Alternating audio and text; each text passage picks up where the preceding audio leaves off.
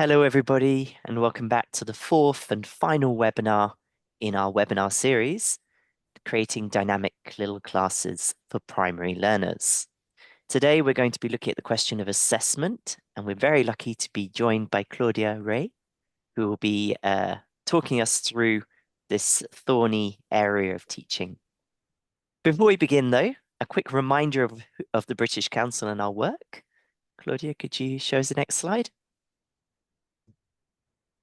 It's not advancing. Let me see. There. There we go. So the British Council is, as I'm sure you all know from the previous webinars, the International Organization for Cultural Relations and Educational Opportunities that works to build trust and confidence with other countries on behalf of the UK. And my role in France and my team are here to support and accompany the teaching of English.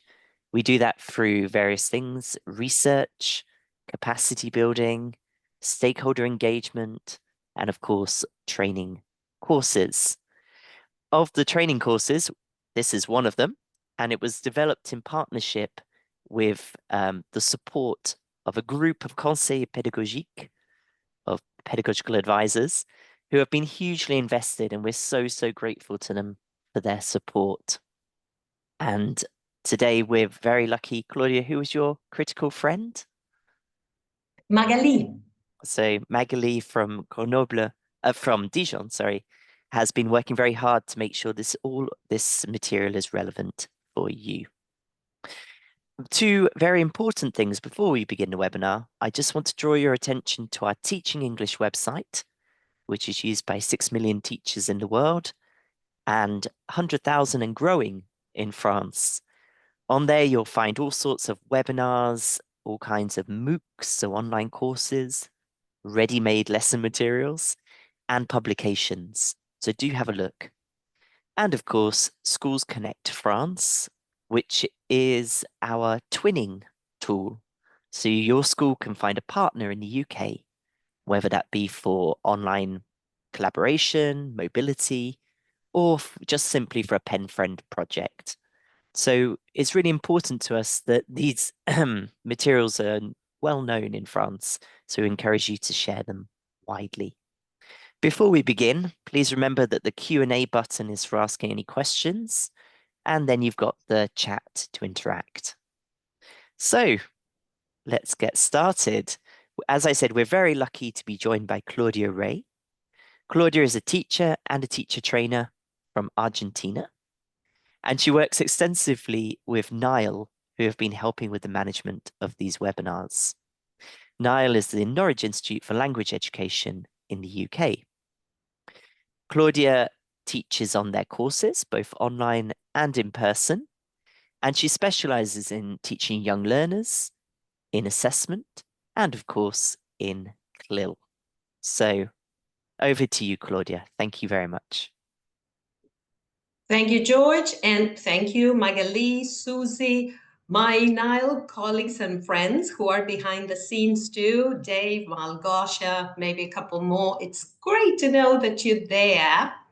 And George used the term thorny a couple of minutes ago when he was introducing the topic. And this is the perfect introduction to my first question to you all. What are your feelings about assessment? And we're going to try and make this presentation very interactive. So when you use the chat box, you are actually not only communicating with me and with the rest of the audience, you are giving me a lot of information which I can use as formative assessment. And we're going to talk more about this later. But right now, what I need to know is, how do you feel about assessment? Can you type it in the chat box? Oh, already nervous, anxious. We're already getting some replies. Thank you. Anxiety, stressed, tired. I see. I am a bit lost, says Danielle. This is giving me an awful lot of information and I appreciate it. Yeah, it's interesting to see that, oh, even boring. It's interesting to, overwhelming. It's very interesting to see that most of the things that you have written in the chat box are quite negative feelings. And that's why I said that George's adjective, a thorny kind of topic, was right on target. I see that other people are saying, well, it depends on what kind of assessment. That's what, for example, Sylvie is saying. Still more feelings that are connected with negative feelings. And Malgosha also says, yes, it depends how you assess your students. But for the most part, the feelings now are quite negative. I really like this idea that, well, it depends on, and this is what we're going to try. Oh, and Dave Allen, who's an expert in assessment and evaluation, says, incredibly important, but needs to be linked to learning and learners. So he says, it's not boring. Very interesting how we all have different approaches or feelings, but for the most part, the feelings right now are rather negative. So I'm going to ask you to now put those feelings in a box and lock it up. At the end of the session, we're going to take a look at our feelings again, and we'll see if there's any change or if some of the things that we're going to talk about now will confirm some of the things that you said in the chat box. So thank you very much for giving me that input to start with. There are more people now that are saying, well, yes, it's important. Yeah, assessment is important. I see. Okay, so let's take a look at, oh, once again, I'm having some trouble advancing the slides, and I don't know if this is because of the, I don't know if this is because of the connection. My connection seems to be good, but I'm kind of stuck there. And I want to tell you more about our agenda for today. Yeah, I'm still stuck. Maybe somebody can give me a hand with that, or, oh, I Sure. know what I can Claudia, try. Yes. would you like me to share the slides, or would you? I think that that would be great. And so I'll stop sharing. And while you do that, I'm just going to be talking a little bit with people again. And I want to give you an idea of what our agenda will be. And I'm going to express our objectives or outcomes, our desired outcomes for today using just 3 question words. During this session, we are going to look at the why, the what, and the how of assessment. So start thinking about that so that we can get, oh, thank you, George. I see that you're now sharing for me. I really appreciate it. So now I can focus exclusively on what I want to say. Yes, that's the one. Thank you. Exclusively on what I want to say and on the chat box so that I can follow your comments. So this is our agenda expressed as 3 question words. We will be looking at the why, the what, and the how, and these are our desired outcomes for today. By the end of the session, we'll all know more about the reasons for assessment, what we assess, and how we do it. Okay, so that's the deal. And let's take a look at the next slide because this one has a big graphic organizer which talks about the why. And first, I'm going to give you a very short introduction. In the next slide, a little bit later, we're going to look at the 2 colors separately. When we talk about why we assess, we are actually looking at the purpose of assessment. And we're going to divide it up into 2 big groups. On the one hand, on the left for you and in blue, there are summative purposes of assessment. This is also known as assessment of learning, and I'm sure that you are all very well acquainted with this kind or this purpose of assessment. When we use tests, exams, and quizzes at the end of a unit, at the end of the year, sometimes these summative assessments are even conducted by external organizations. So this is one of the main groups. The other one, and this is the one that I would really like to emphasize and focus on today, is the assessment for formative purposes. What does this mean?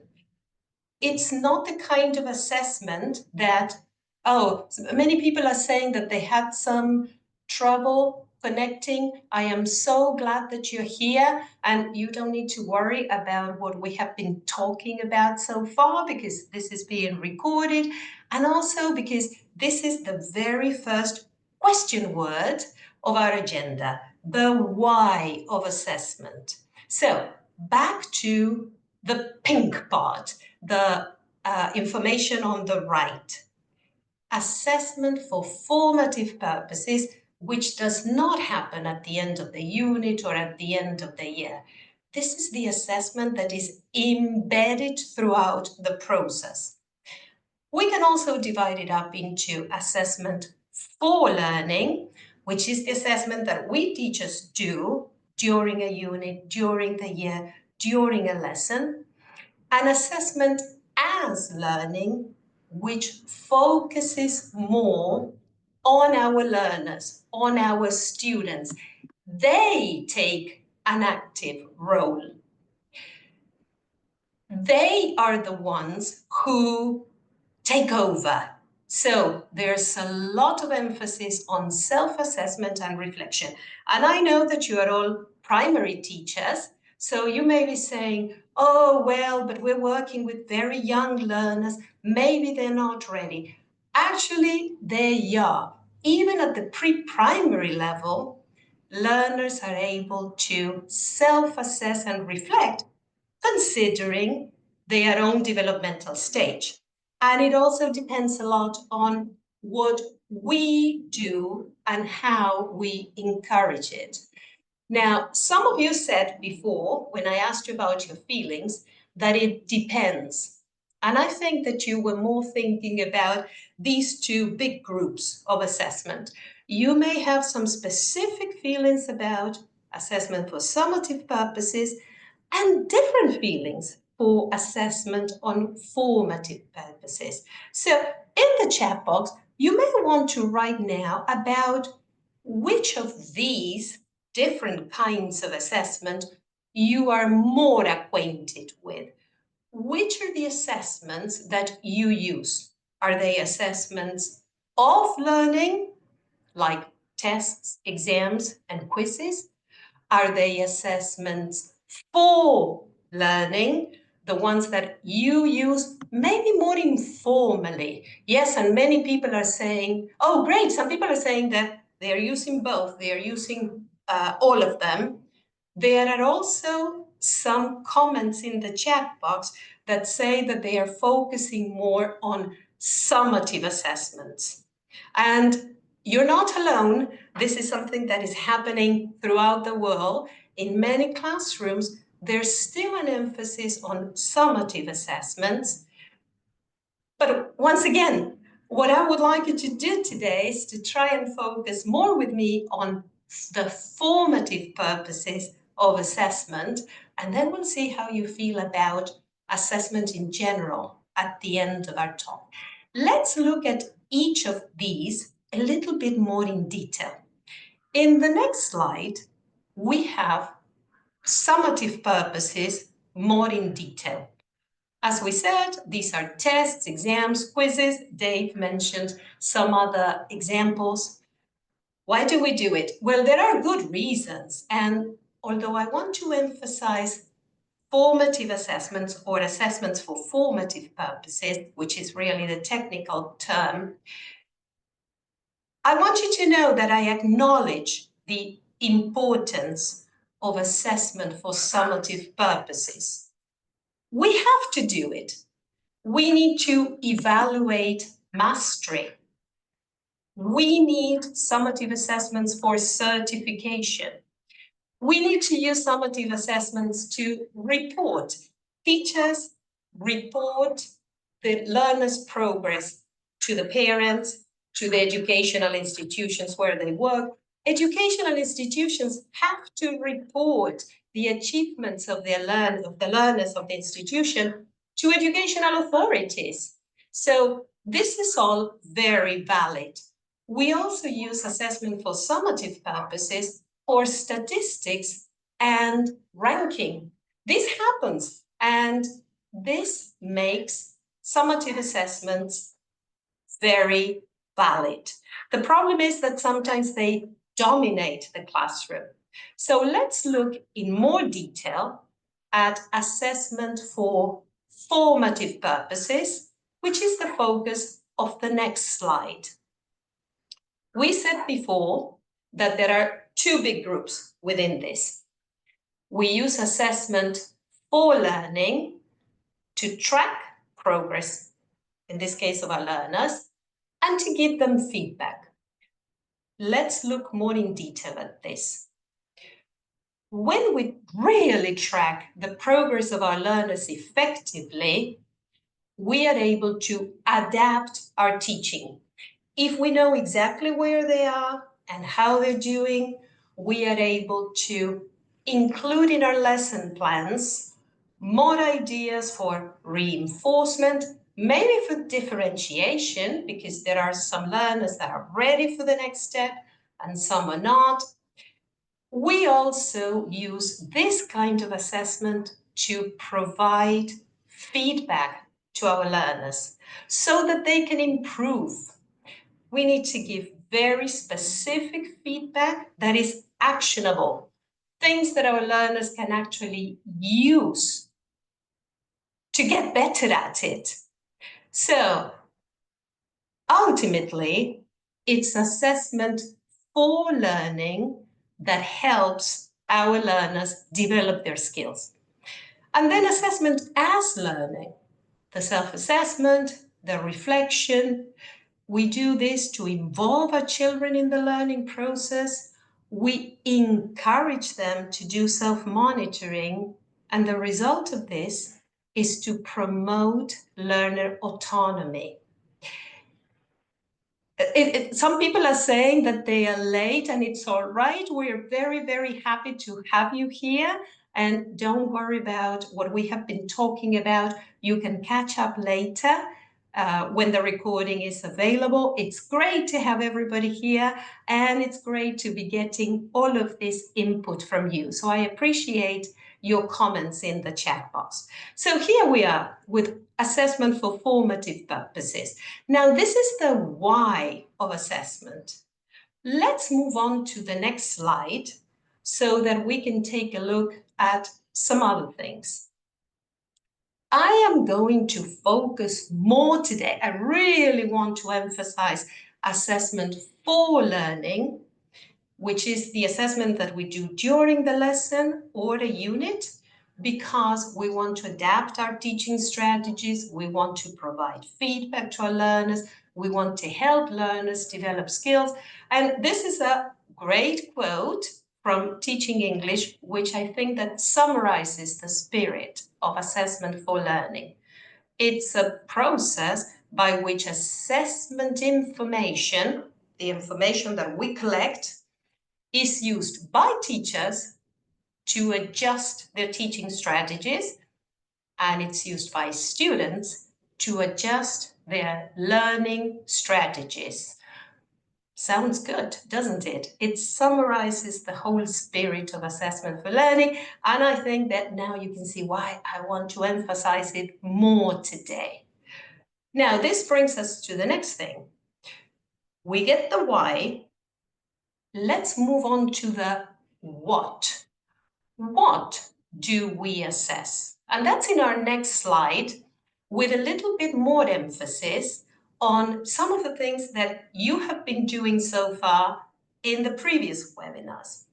And this is back to Griselda Beacon's webinar, where she very clearly explained, and this is what she had at the beginning of one of her examples, the outcomes or objectives or aims of the unit or lesson were very clearly stated.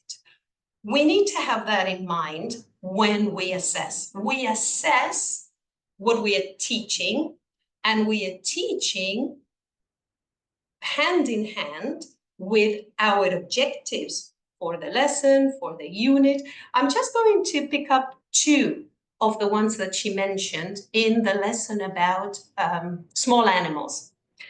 She said that by the end of the lessons, learners would be able to draw, name, and describe small animals.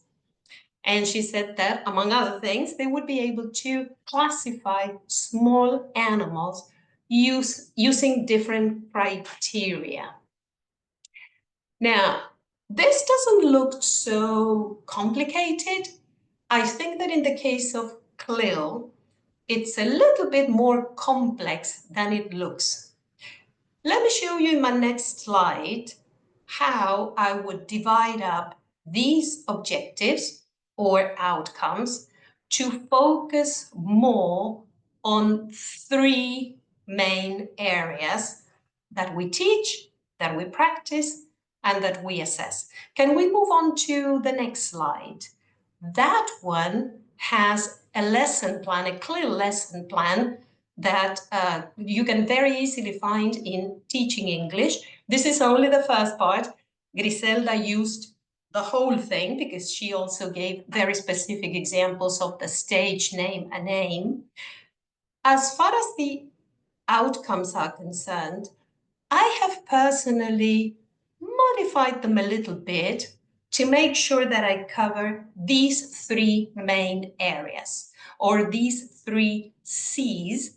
There's a fourth one missing here. Sarah spoke about the 4 C's. Julia spoke about the 4 C's. We've got here the content, the language or communication, and we've got the cognitive side, the thinking part. So for the content, in this case, the science content, I have specified that the outcome is to identify and describe the small animals, while the outcome for the language part is more to name the small animals rather than identify. And the reason I want to do this is that when we are assessing content, and in this case it's science, what we want to assess is the mastery of science concepts. So if a French learner at primary school level in France can identify different small animals, it doesn't really matter if that learner can use the correct word of that small animal in English. Because the content, the part, what is important there is to identify and describe small animals. This is one of the pillars of science. Instead, the language outcome may be to name those small animals in English. And when it comes to describing, we can be more specific with the language that is used. So, for example, we could say, describe them using have got and haven't got. There's a comment, sorry, I don't know if I'm the only one who can't see the slide on the left. We are now on a slide that says assessment what? And I'm glad to see that some people are saying that yes, they can see it. So I think we're all on the right track now. Vanessa, if you are having trouble with the slides, it may be because of your connection. It may be a little delayed. So we're recording this. So if you catch up on the recording, I think that you will be able. Oh, and Susie's also saying that perhaps you have the chat as full screen and you need to close it or minimize it. Yes, that's another good tip. Thank you, Susie. Well, so here we are. The content outcome, which is more to identify and describe the small animals. The language here doesn't really matter so much. And the language outcome, which is to name those animals and describe them using have got, has got, there is, there are, whatever you decide that is suitable for that language level. And then there's the cognitive outcome, which is to classify small animals using different criteria. This has to do with thinking, because although there is a specific classification of animals in science, and that's the content outcome, when it comes to finding different ways to group them by color, by size, by shape, by the number of legs, this has to do more with thinking. So as you can see, the what of assessment, what we assess when we assess, is a bit more complex than it looks at first, because we're taking care of 3 of the C's here: the content, the communication, and the cognitive part. And we could have something a bit specific about the 4th C, which is community, culture, and which is also something that we want to encourage in CLIL settings. Let's take a look at our next slide, because we are now going to move into the most practical part of this session, which is on how to assess. And I'm going to share with you some specific examples in different subject areas. And I want to start off, because I want to emphasize more assessment for learning, I want to start with exit tickets that are used for formative purposes. You know how sometimes we need an admission ticket to get into a show or a concert? Well, this is an exit ticket. So we use it at the end of the concert, at the end of the class. To be an effective exit ticket, it has to be quick. We may need quite a lot of time to design a good exit ticket, but if it's a good exit ticket, our learners should be able to do it in 5 minutes, 6 minutes, 10 minutes would be the very maximum time, preferably something that they can do in 2 or 3 minutes. We use it at the end of the lesson, and then we collect information once our learners have left, and we use that information to adjust your next lesson plans. Oh, great, they all got this. I can move on. Oh, there are many students who are having trouble with this. We need to review it. I need to think of different ways to present and practice this. Or we may want to use the results to differentiate instructions. And this is something that Julia spoke a little bit about last week. I don't know how much of that you are able to do in your classes. I know that some of you have classes of 30 students and with very different backgrounds. So maybe in the chat box, you can tell me a little bit about whether you are able to do any differentiation. In many schools, differentiation is a must. It's something that is required because of the great variety of learners that we have in our classes. So if you are doing any differentiation in your classes, please let me know in the chat box. If you haven't been able to do it, oh yes, Marie-José, thank you. So you are doing differentiation. So of course, yes, sure. I love to see all those replies. Everybody say, yes, of course. Yes, indeed. So exit tickets can be an excellent tool for learning that we use in our classes to decide how to differentiate. Let me show you a few specific examples.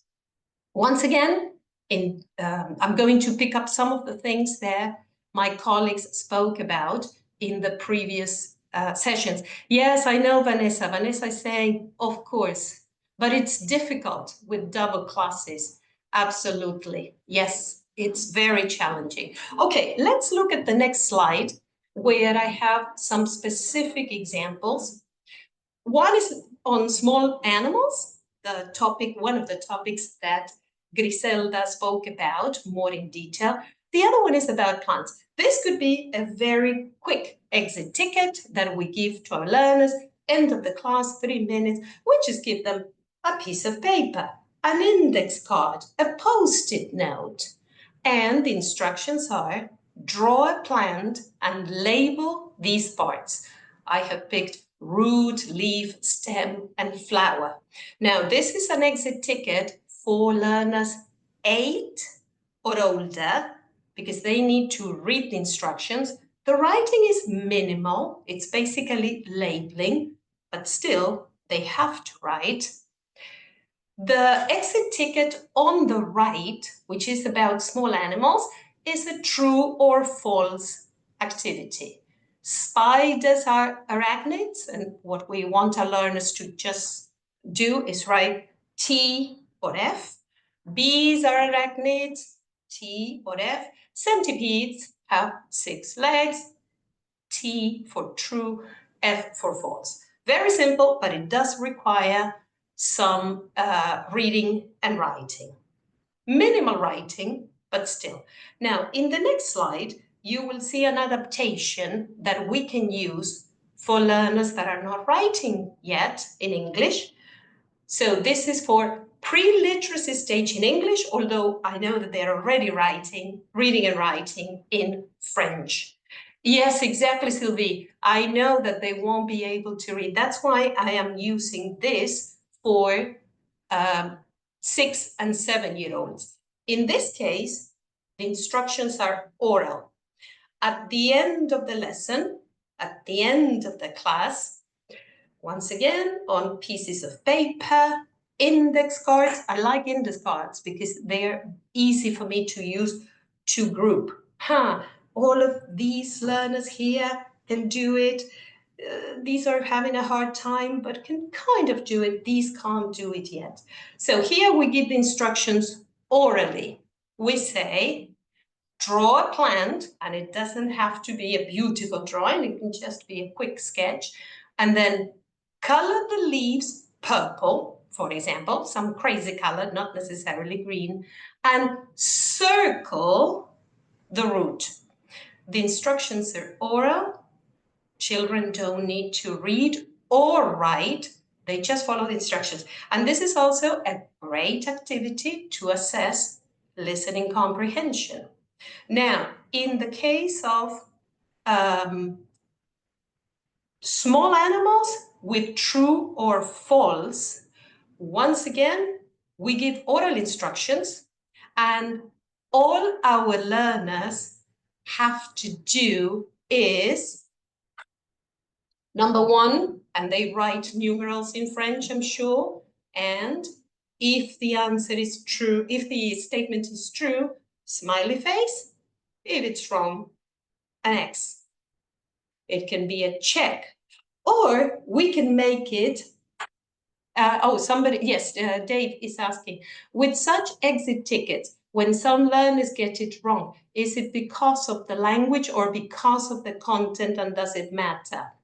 And Barbara is also, yes, right, Barbara, you're talking about how to use true or false. The thing is, the reason I want to emphasize the use of exit tickets is that we collect information. What we do is decide, make decisions on our planning. They are not quizzes to give a grade or a mark. So that's why the why is so important. Let's look at another example. In the next slide, you will see another exit ticket. In this one, there is minimal reading and writing. So once again, this is not for 6 or 7-year-olds, but 8 and above. The content here is geography or astronomy, a matching exercise, a matching activity, which we're using as an exit ticket. So all our learners need to write is, one, Uranus. Is it the biggest planet, the coldest planet, the closest to the sun, the planet with the most satellites? And they just write the correct letter. But they do have to read this information. Another example, minimal reading and writing, but still they need to, in this case, they don't need to write, but by matching, they need to use an arrow. A peninsula and a bay with 2 pictures. I have some examples in other areas too. Let's move on to the next slide so that you can see an example of a matching activity again, but this time on art. If you're doing art in English, you can still check the concepts in connection with the correct word that is used in English. Which one is a portrait? Which one is a still life? Which one is a landscape? Here there's minimum reading and writing, but this concept, this art concept, is quite complex, quite sophisticated. Art is not just about wavy lines or straight lines or shapes. It can be very sophisticated. Let's look at another example in our next slide. And I'm trying to give you examples in different areas because I know that not all of you teach the same subjects in English. This one is based on something that Sarah spoke about. Photosynthesis, obviously, this is a science concept, but here I am using some subject-specific language, photosynthesis. The answer, in this case, it's gap filling, so rather than match or choose, our learners have to write. It's a lot more complex. One of the words that they have to write is actually 2 words, carbon dioxide. That's subject-specific language. But I have simplified the general academic language because in a typical definition of photosynthesis in science, we would say it's a process in which that appears across the board, not only in science, but in other subjects too. But it's more sophisticated. And if we want to really find out if our learners are understanding the concept, then we need to make the language as accessible as possible. Let's look at another example in the next slide. So I hope that you're getting some ideas for using different tickets, exit tickets in your classes for formative assessment. And that will allow us to collect information and then make decisions. So let's look at the next one. In the next slide, yeah, we're moving there. I'm using a different subject area, in this case, and a different tool, a different assessment tool too. This is a multiple choice tool and in mathematics. And please notice that here we do not need to use any reading or writing at all because 6, 7, 8, 9-year-olds in France are very well acquainted with these numbers, these numerals, and how to write them. But it may be different at the beginning if they're coming from different writing systems, but still, multiple choice, but used as a tool for formative assessment, used as an exit ticket. There is the traditional kind of multiple choice where you write A, B, or C, the correct answer. It may be just to circle the correct word or number. It may be a digital tool that we use. Once again, the purpose of this activity is for us, teachers, to collect information and make decisions about what we're going to do in the next class. And you can see from the patterns that I have chosen, the patterns that I am focusing on, can be quite simple, such as skip counting and squared numbers. It's a bit more sophisticated. It can be skip counting backwards, as in 21, 18, or 15. Valerie is asking about, thank you. Pascal gave the correct answer. The next item in Roman numeral 2, 1, 4, 9, 16, 25, the correct answer is 36, because these are squared numbers. And Valerie, your question about digital tools. What I mean is computer programs, apps, where we can set up an activity with a multiple choice and our learners choose the right one. And then when we collect information, we know who said what. I'm not including here Kahoot. I know that children love Kahoot. That's a digital tool, a kind of quiz designed activity.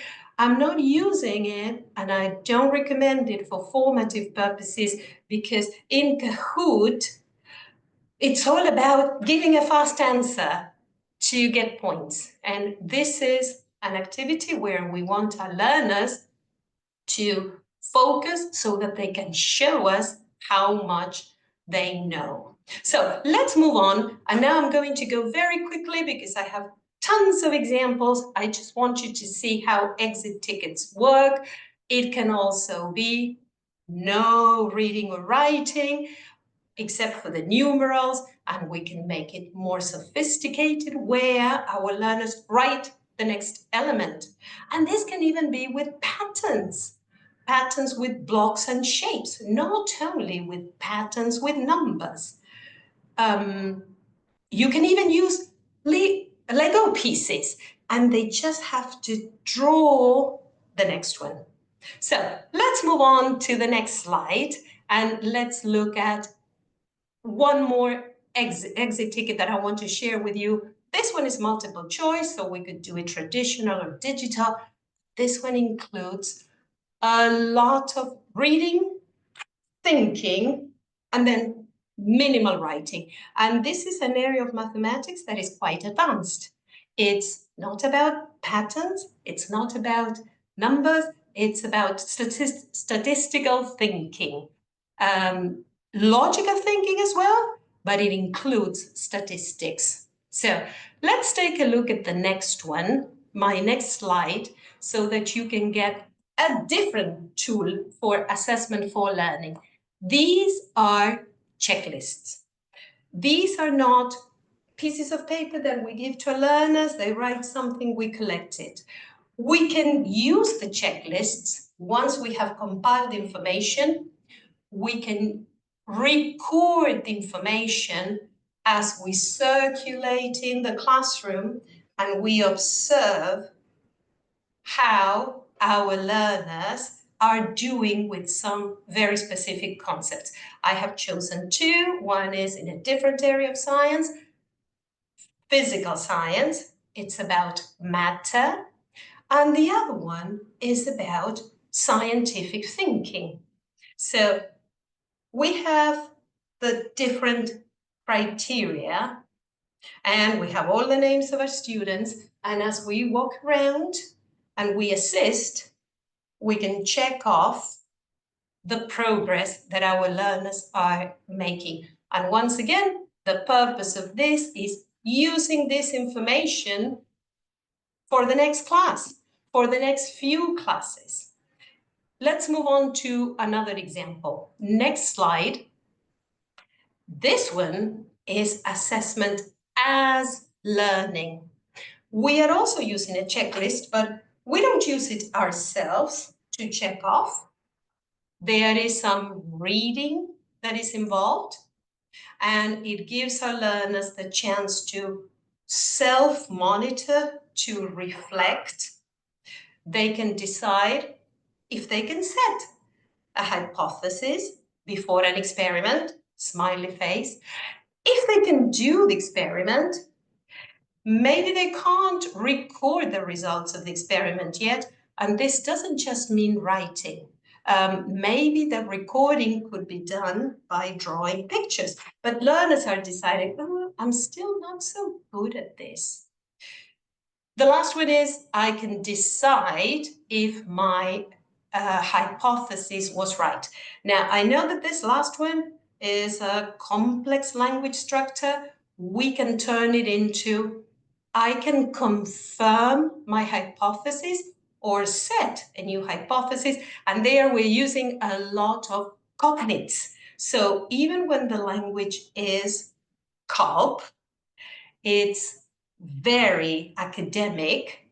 Most of these words are cognates, which means that there is a word in French which is very similar. And please correct me if I'm wrong, but I think that hypothesis, for example, is hypothèse. Maybe I'm not pronouncing it right, but I know that all these words are very similar. Yes, right. People are giving me the thumbs up, so I'm saying it right. Okay, next slide for yeah, I said it right. Thank you. I'm glad you understood my French pronunciation. I can read French quite easily because of all the cognates, not only with English, but also with Italian, Spanish, which is my L1, and even Portuguese. Now, we can also turn this into a rubric. A rubric is very similar to a checklist, but a lot more specific.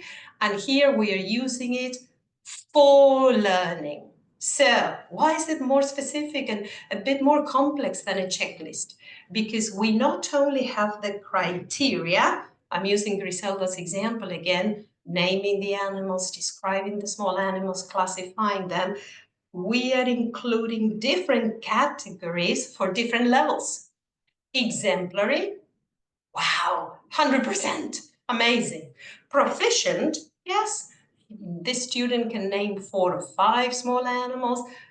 She can describe 4 or 5 with some detail. He can classify them correctly in at least 2 different ways. So this has more options. This rubric can also be used in a different context.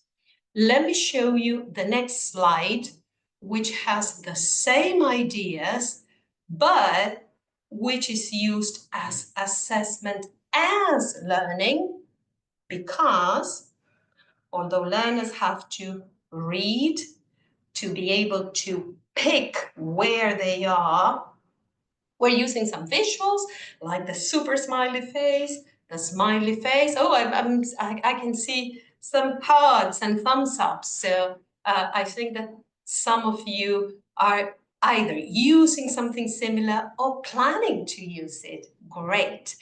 And it's assessment as learning because we are giving our learners the chance to reflect on their learning, to find out where they are and what they need to do.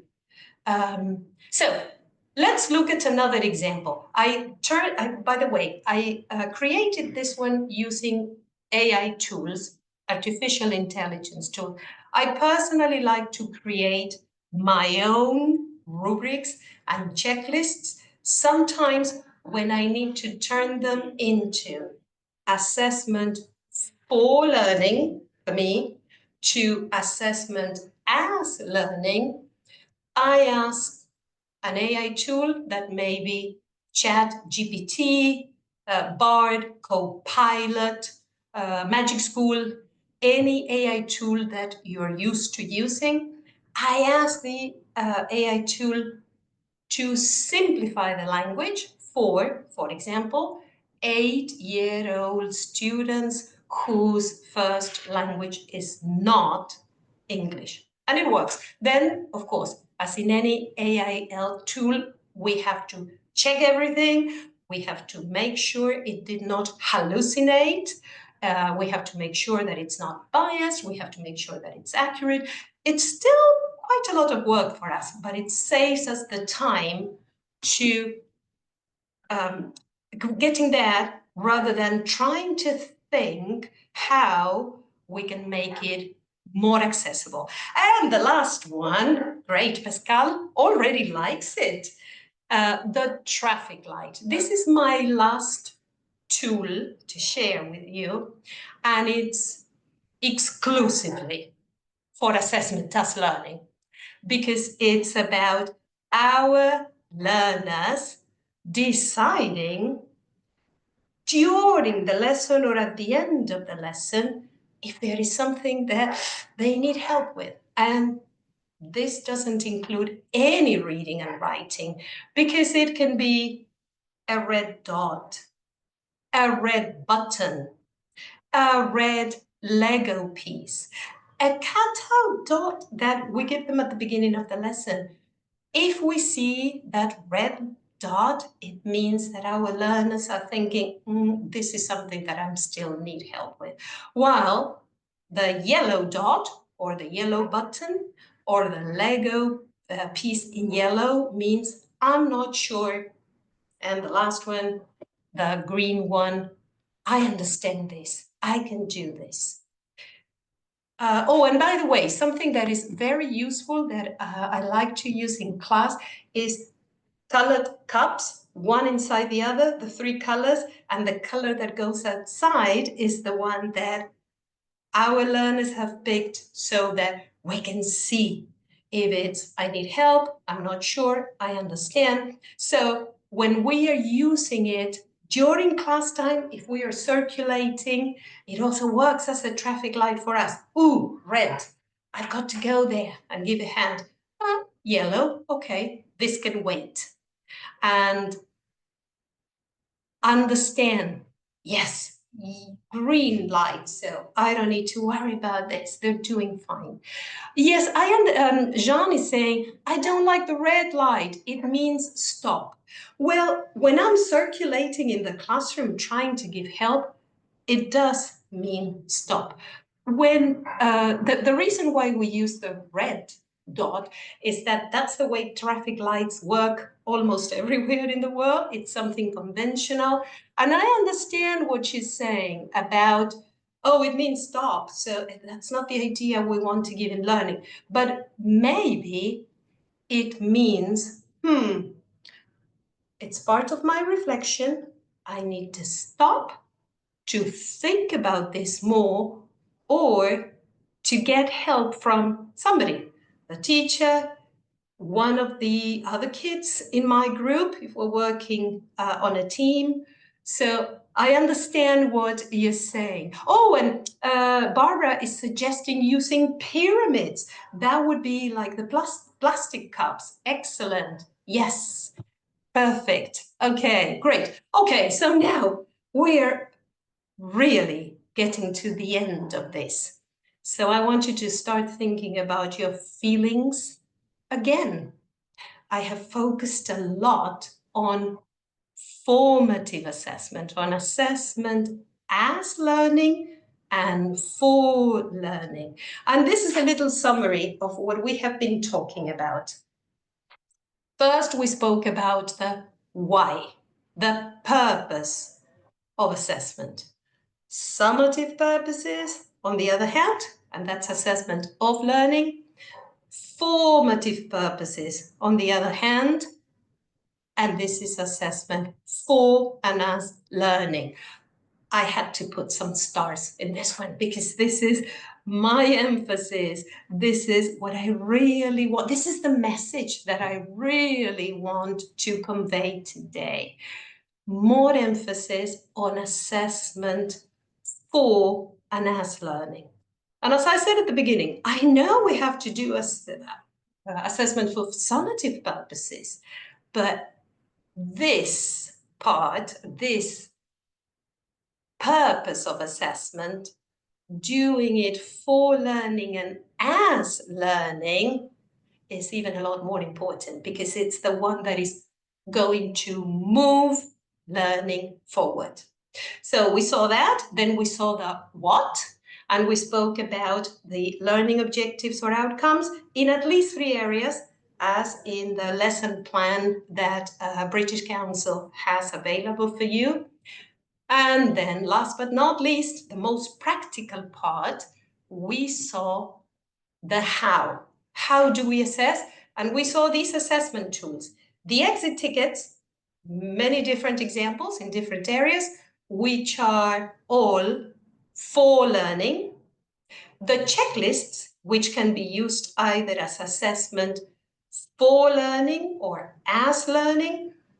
The rubrics, which can again be for learning and as learning, and the traffic lights, which are mainly for self-reflection, self-assessment, so they are a tool for assessment as learning. Oh, I can see a lot of very nice messages. Thank you very much. Some of you are saying that this is interesting, that you want to try some other things in class. So, last but not least, next slide, so that we can go back to the beginning. 1, what are your feelings about assessment now? Have they changed? Have they changed for the better? And you can also think about your own exit ticket. I'm going to give you an exit ticket so that you can tell me your takeaways. What are you taking with you? Something that you want to try, something new that you haven't done, something that you are doing but you would like to do more of. And while you think about this and you write in the chat box, we have a couple of messages, not only from myself, from George as well. There is a post webinar task that you can do to consolidate what we have done together in this session. You can see that all of this is available. Well, this recording will be available tomorrow, I suppose, yes. And last but not least, in the very last slide, important information for you so that you can receive your certificate and you can submit the form, which is going to give us a lot of information. Right, George? Exactly. Thank you so much, Claudia. That was really, really interesting. Yes, we'll be encouraging you to fill out the form and claim your certificate, please. Just before you leave us after that really, really interesting and informative talk, a couple of questions for you that have come in during the course of the webinar. Somebody asked, if the answer is wrong when you're doing various true or false tasks or whatever it may be, how can we know if it's because of the content or the language? Great point. Well, I hope that in some of my examples, I have given you some ideas on how to simplify the language so that when we make the decision, this was not right. It's not because the language was so complex, so sophisticated. I've tried to give you some examples of how to make it more accessible, but that's no guarantee either. So there are several things that we can do as a follow-up. The beauty of these assessments, which are for learning and as learning, are that they are not carved in stone. And they are not a type of assessment that has a final grade or a final mark that cannot be changed. So this may raise the opportunity to talk with some learners. If it's an exit ticket, it'll be the next lesson. If it's something that is happening in class, it can be right then and there. Why do you say that? Show me how you did it. Show me how you thought about it. And several of my colleagues spoke before about the use of the L1 if necessary. So that's another thing that I want to throw in so that we're sure that when we are assessing the content, we are not at the same time assessing the language, because then it can become more complicated and it can be less accurate. And that's why when I did the lesson plan based on some of Griselda's aims, I changed the language a little bit. Identifying small animals is not the same as naming the animals, because to identify, if they say the word in French, that's fine. They know what small animal it is, right? Does that answer the question? I think so. And just one more question, and it relates to what you just said, actually. Uh, can you give some advice on setting clear, effective learning objectives? Yes. And the good news is that research shows that setting the objectives and sharing them with our learners, probably at the beginning of the lesson and then repeating it several times, research shows that that's a very effective tool to move learning forward. The not so good news is that it takes considerable thinking on our part to set the objectives and to express them clearly in the L2. Mhm. Once again, the L1 can come into play. I personally love writing the objectives or outcomes. It's one of my favorite things to do because it forces me to think, what am I really teaching? What are these kids really going to learn and why do they need it? Very clear. Thank you. Well, thank you, Claudia. And I also want to thank the other speakers who've taken part in our series of webinars. So Julia Mena, Griselda Beacon, and Sarah Hilliard.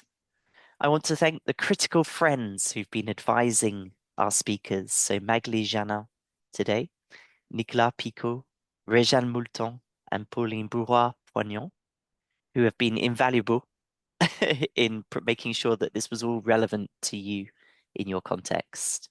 And last of all, Susie and Tom from the Norwich Institute for Language Education, who have been for months now helping me prepare today's webinar. As Susie said in the chat, you can find all the recordings, all the post-course tasks, and the presentations on our website, and these will be available from tomorrow.